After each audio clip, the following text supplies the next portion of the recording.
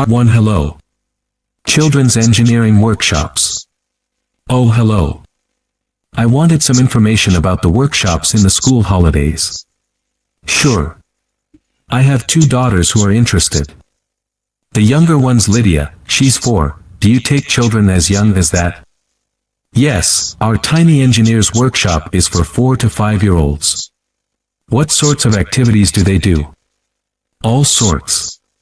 For example, they work together to design a special cover that goes round an egg, so that when it's inside they can drop it from a height and it doesn't break. Well, sometimes it does break, but that's part of the fun.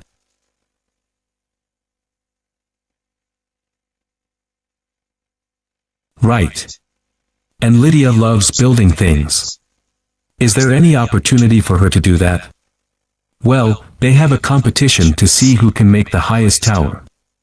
You'd be amazed how high they can go. Right. But they're learning all the time as well as having fun. For example, one thing they do is to design and build a car that's attached to a balloon, and the force of the air in that actually powers the car and makes it move along. They go really fast too. Okay, well, all this sounds perfect. Now Carly, that's my older daughter, has just had her 7th birthday, so presumably she'd be in a different group. Yes, she'd be in the Junior Engineers. That's for children from 6 to 8. And do they do the same sorts of activities? Some are the same, but a bit more advanced. So they work out how to build model vehicles, things like cars and trucks, but also how to construct animals using the same sorts of material and technique, and then they learn how they can program them. And make them move. So they learn a bit of coding. They do. They pick it up really quickly. We're there to help if they need it, but they learn from one another too. Right. And do they have competitions too? Yes, with the Junior Engineers, it's to use recycled materials like card and wood to build a bridge, and the IELTS one gets a prize. That sounds fun. I wouldn't mind doing that myself. Then they have something a bit different, which is to think up an idea for a 5-minute movie and then film it, using special animation software. You'd be amazed what they come up with. And of course, that's something they can put on their phone and take home to show all their friends. Exactly. And then they also build a robot in the shape of a human, and they decorate it and program it so that it can move its arms and legs. Perfect. So, is it the same price as the Tiny Engineers? It's just a bit more, £50 for the 5 weeks. And are the classes on a Monday, too? They used to be, but we found it didn't give our staff enough time to clear up after the first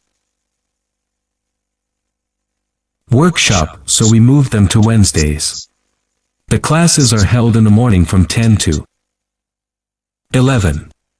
That's better for me actually. And what about the location? Where exactly are the workshops held?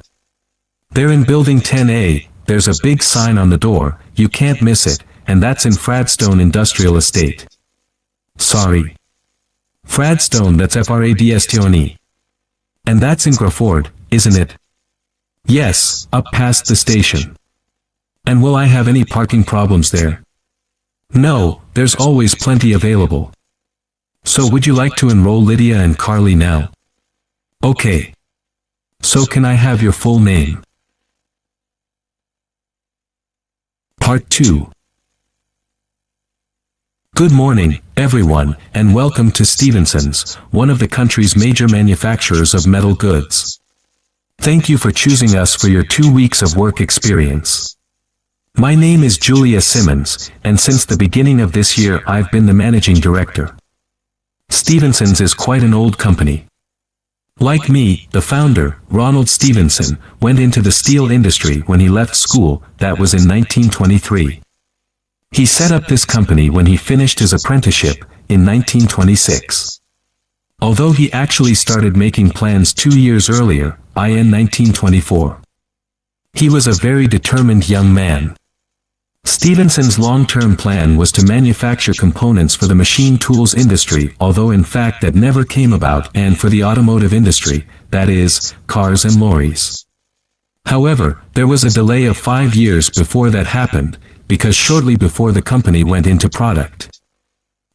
Stevenson was given the opportunity to make goods for hospitals and other players in the healthcare industry, so that's what we did for the first 5 years. Over the years, we've expanded the premises considerably. We were lucky that the site is big enough, so moving to a new location has never been necessary. However, the layout is far from ideal for modern machinery and production methods, so we intend to carry out major refurbishment of this site over the next 5 years. I'd better give you some idea of what you'll be doing during your 2 weeks with us, so you know what to expect. Most mornings you'll have a presentation from one of the managers, to learn about their department, starting this morning with research and development. And you'll all spend some time in each department, observing what's going on and talking to people as long as you don't stop them from doing their work altogether. In the past, a teacher from your school has come in at the end of each week to find out how the group were getting on, but your school isn't able to arrange that this year. Okay, now I'll briefly help you to orientate yourselves around the site. As you can see, we're in the reception area, which we try to make attractive and welcoming to visitors. There's a corridor running left from here, and if you go along that, the door facing you at the end is the entrance to the coffee room. This looks out onto the main road on one side, and some trees on the other, and that'll be where you meet each morning. The factory is the very big room on the far side of the site. Next to it is the warehouse, which can be accessed by lorries going up the road to the turning area at the end. You can get to the warehouse by crossing to the far side of the courtyard, and then the door is on your right. Somewhere you'll be keen to find is the staff canteen. This is right next to reception. I can confidently say that the food's very good, but the view isn't. The windows on one side look onto a corridor and courtyard, which aren't very attractive at all, and on the other onto the access road, which isn't much better. You'll be using the meeting room quite often, and you'll find it by walking along the corridor to the left of the courtyard, and continuing along it to the end. The meeting room is the last one on the right, and I'm afraid there's no natural daylight in the room. Then you'll need to know where some of the offices are. The Human Resources Department is at the front of this building, so you head to the left along the corridor from reception, and it's the second room you come to. It looks out onto the main road. And finally, the boardroom, where you'll be meeting sometimes. That has quite a pleasant view, as it looks out onto the trees. Go along the corridor past the courtyard, right to the end. The boardroom is on the left, next to the factory. Okay, now are there any questions before we Part 3. How are you getting on with your art project, Tom? Okay. They gave us the theme of birds to base our project on, and I'm not really all that interested in wildlife. But I'm starting to get into it. I've pretty well finished the introductory stage. So have I. When they gave us all those handouts with details of books and websites to look at, I was really put off, but the more I read, the more interested I got. Me too. I found I could research so many different aspects of birds in art, color, movement, texture. So I was looking forward to the bird park visit. What a letdown. It poured with rain and we hardly saw a single bird. Much less used than the trip to the Natural History Museum. Yeah. I liked all the stuff about evolution there. The workshop sessions with Dr. Fletcher were good too, especially the brainstorming sessions. I missed those because I was ill. I wish we could have seen the projects last year's students did. I suppose they want us to do our own thing, not copy. Have you drafted your proposal yet? Yes, but I haven't handed it in. I need to amend some parts. I've realized the notes from my research are almost all just descriptions. I haven't actually evaluated anything. So 3 have to fix that. Oh, I didn't know we had to do that. 3 have to look at that too. Did you do a timeline for the project? Yes, and a mind map. Yeah, so did I. I quite enjoyed that. But it was hard having to explain the basis for my decisions in my action plan. What? You know, give a rationale. I didn't realize we had to do that. Okay, I can add it now. And I've done the video diary presentation, and worked out what I want my outcome to be in the project. Someone told me it's best not to be too precise about your actual outcome at this stage, so you have more scope to explore your ideas later on. So I'm going to go back to my proposal to make it a bit more value. Really? Okay, I'll change that too then. One part of the project I'm unsure about is where we choose some paintings of birds and say what they mean to us. Like, I chose a painting of a falcon by Landseer. I like it because the bird's standing there with his head turned to one side, but he seems to be staring straight at you. But I can't just say it's a bit scary, can I? You could talk about the possible danger suggested by the bird's look. Oh, okay. There's a picture of a fish hawk by Audubon I like. It's swooping over the water with a fish in its talons, and with great black wings which take up most of the picture. So you could discuss it in relation to predators and food chains. Well, actually I think 3 concentrate on the impression of rapid motion it gives. Right. Do you know that picture of a kingfisher by Van Gogh? It's perching on a reed growing near a stream. Yes, it's got these beautiful blue and red and black shades. MMHM. I've actually chosen it because I saw a real kingfisher once when I was little. I was out walking with my grandfather, and I've never forgotten it. So we can use a personal link? Sure. Okay. There's a portrait called William Wells. I can't remember the artist, but it's a middle-aged man who's just shot a bird. And his expression, and the way he's holding the bird in his hand suggests he's not sure about what he's done. To me it's about how ambiguous people are in the way they exploit the natural world. Interesting. There's Gauguin's picture Veramati. He did it in Tahiti. It's a woman with a white bird behind her that is eating a lizard, and what I'm interested in is what idea this bird refers to. Apparently, it's a reference to the never-ending cycle of existence. Wow. I chose a portrait of a little boy, Giovanni de Medici. He's holding a tiny bird in one fist. I like the way he's holding it. Carefully so he doesn't hurt it. All right. Part 4. Ancient philosophy is not just about talking or lecturing, or even reading long, dense books. In fact, it is something people have used throughout history to solve their problems and to achieve their greatest triumphs. Specifically, I am referring to Stoicism, which, in my opinion, is the most practical of all philosophies and therefore the most appealing. Stoicism was founded in ancient Greece by Zeno of Citium in the early 3rd century BC, but was practiced by the likes of Epictetus, Cato, Seneca, and Marcus Aurelius.